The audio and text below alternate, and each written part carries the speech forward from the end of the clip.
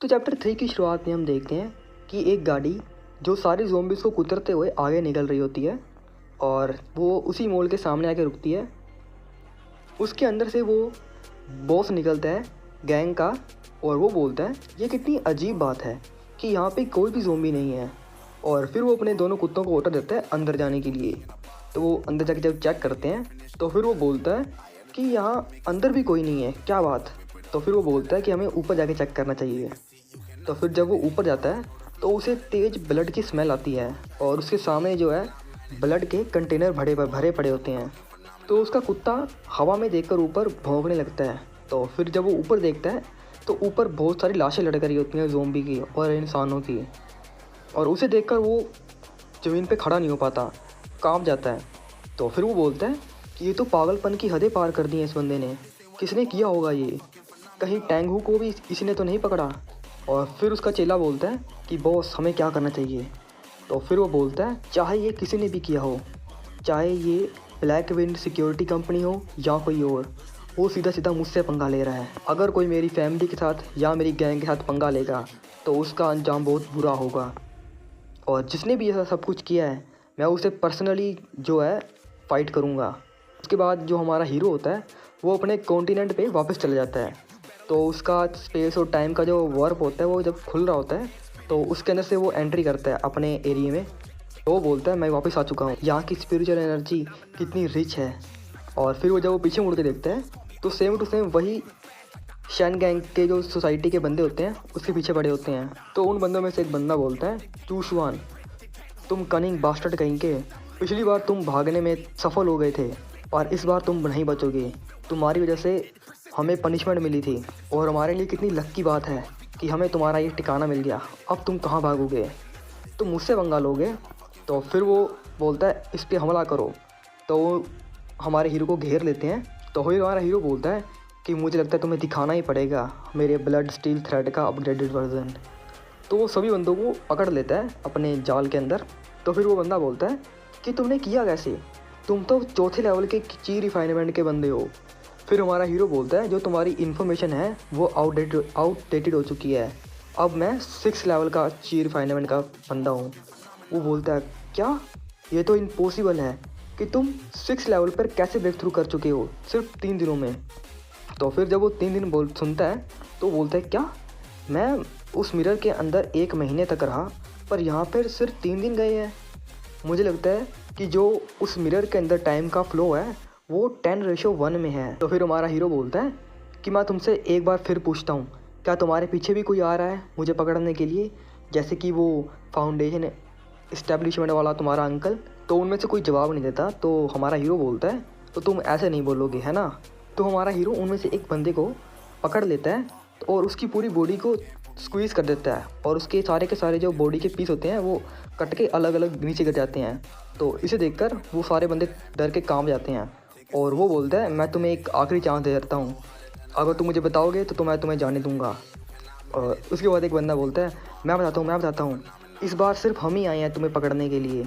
हमने ये सोचा था कि तुम एक 4th लेवल के बंदे हो, हम तुम्हें पकड़ लेंगे, अंकल की कोई ज़रूरत नहीं है, इसीलिए सिर्फ हम ही आए हैं। तो हमारा हीरो बोलता है तो इसमें टेंशन की कोई बात नहीं है मेरे लिए।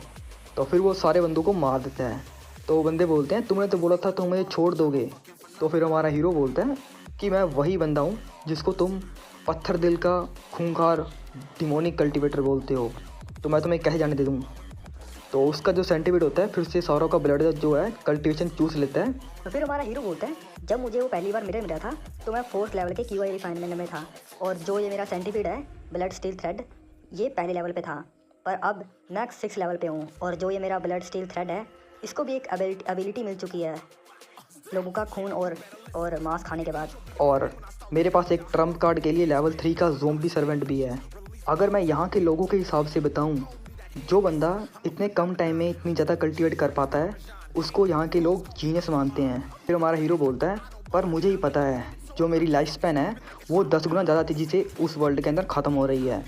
और फिर वो बोलता है कि मुझे ये जल्दी से जल्दी ब्रेक थ्रू करना पड़ेगा अपनी लाइफ को बढ़ाने के लिए। तो फिर वो बोलता है जो ब्लड और फ्लैश की जो फर्नेस है वो उस प्लैनेट पे कभी ख़त्म नहीं होएगी, पर हमें ज़ोंबी को रिफाइन करने के लिए और भी मेडिसिन और कल्टीवेशन के रिसोर्सेज चाहिए जो मुझे यहाँ से मिलेंगे।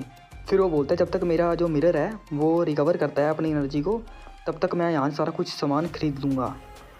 और उसके बाद वो चांगा सिटी की जो है मार्केट में आ जाता है। तो वो बोलता है कि मैंने सारा मटेरियल ख़रीद लिया है कॉर्प्स रिफाइनमेंट के लिए, और एक ट्रम्प कार्ड के लिए मैंने आर्टिफैक्ट भी खरीद लिया है। पर सबसे ज़रूरी बात, जो चीज़ मुझे चाहिए वो इस मार्केट में नहीं मिलेगी, मुझे किसी खास बंदे से मिल सकती है वो। तो उसके बाद वो किसी चीज़ को देख के बहुत ज़्यादा हैरान होता है। विदर्ड बोन ग्रास है, ये तो हमारे वूजी सेक्ट का जो है टोकन है। तो उसके बाद वो उस बंदे के पास जाता है, तरबूज वाले के पास, उससे पूछता है। तो वो उस बंदे से पूछता है फेलो डाओइस्ट, ये तरबूज कितने के दिए? तो फिर वो बंदा बोलता है कि 2 छोटे स्पिरिट स्टोन का एक। ये जो है तरबूज सोने के बने हैं, यहाँ इसके अंदर सोना है, तुम मुझे लूट रहे हो। फिर वो बंदा बोलता है कि तुम्हें ऐसे तरबूज कहीं और नहीं मिलेंगे, ये तरबूज जो हैं वूजी सेक्ट से लाए गए हैं, इसीलिए ये ज़्यादा महंगे हैं। तो हमारा हीरो बोलता है मैं ये वाला लूँगा, ये पका तो है ना? तो दूसरा बंदा बोलता है मैं जो ये तरबूज है दवाइयाँ की तरह बेच रहा हूँ, तुम्हें क्या लगता है मैं कच्चा बेचूँगा? फिर हमारा हीरो भारी आवाज़ में बोलता है मैं पूछ रहा हूँ ये पका तो है ना? तो फिर वो समझ जाता है सामने वाला बंदा और उससे पूछता है। तो सामने वाला बंदा उससे बोलता है मैं समझ गया, तुम्हें अच्छी क्वालिटी वाला चाहिए है ना, तो मेरे पीछे आओ, वो वेयर हाउस में है। तो वो पीछे वाली गली में आते हैं, तो वो दोनों एक दूसरे के सामने खड़े होते हैं। तो सामने वाला बंदा बोलता है मैं आपसे पूछना चाहता हूँ कि आप कौन हैं? तो वो मोटा आदमी उससे पूछता है कि सीनियर ब्रदर आप कौन हैं? तो फिर वो अपना मास्क उतारता है और अपनी टोपी वगैरह उतारता है और वो बताता है मेरा नाम चू शुआन है। तो फिर वो मोटा बोलता है सीनियर ब्रदर चू, आपको पता है मैं आप ही के बैच में था सेक्ट के अंदर। तो फिर वो मोटा अपनी उंगली करके बोलता है सीनियर ब्रदर क्या आपने मुझे पहचाना, मैं आपको बहुत बड़ा फ़ैन हूँ। तो फिर वो उसके आगे पीछे घूमने लगता है, बोलता है कि मैंने कभी सोचा भी नहीं था कि मैं और सिर्फ आप ही थे जो हमारे बैच के अंदर सबसे ज़्यादा ताकतवर थे, जो आगे बढ़ पाए ब्रेक थ्रू करने के बाद। मैंने कभी सोचा भी नहीं था कि मैं आपसे सीक्रेट लैंग्वेज में बात करूँगा। जो अंकल लू हैं और बाकी सीनियर ब्रदर हैं वो भी सारे के सारे वू फैमिली के अंदर छुप के रह रहे हैं। और 3 दिन पहले जो आपने कारनामा किया था उस गद्दार को मारने का, उसके बारे में भी हमने सुना था। और फिर वो बोलता है जो अंकल ल्यू हैं वो 3rd एल्डर के पर्सनल डिसाइपल थे, इसीलिए वो अभी तक बच के रह चुके हैं। और उनका जो डिसीजन था ये शैन गैंग के एरिया में रहने का, वो एकदम सही था। इसे ही कहते हैं दुश्मन के इलाके के अंदर छुप के रहना। और फिर वो बोलता है ब्रदर चू आप भी हमें ज्वाइन कर लीजिए, जो हमारा वूजी सेक्ट है उसके सारे के सारे लोग मिलकर रहेंगे। तो फिर हमारा हीरो बोलता है नहीं, मैं तो यहाँ पे सिर्फ कुछ सामान खरीदने आया था। तो वो मोटा बंदा पूछता है कि आपको क्या चाहिए सीनियर ब्रदर? तो फिर वो बोलता है मैं ख़रीदना चाहता हूँ ब्लड ट्रांसफॉर्मेशन अरे। तो फिर वो इसका नाम सुनकर वो बहुत ज़्यादा चौंक जाता है, जो दूसरा बंदा होता है। तो हमारा चैप्टर 3 जो है यहाँ पे ख़त्म होता है।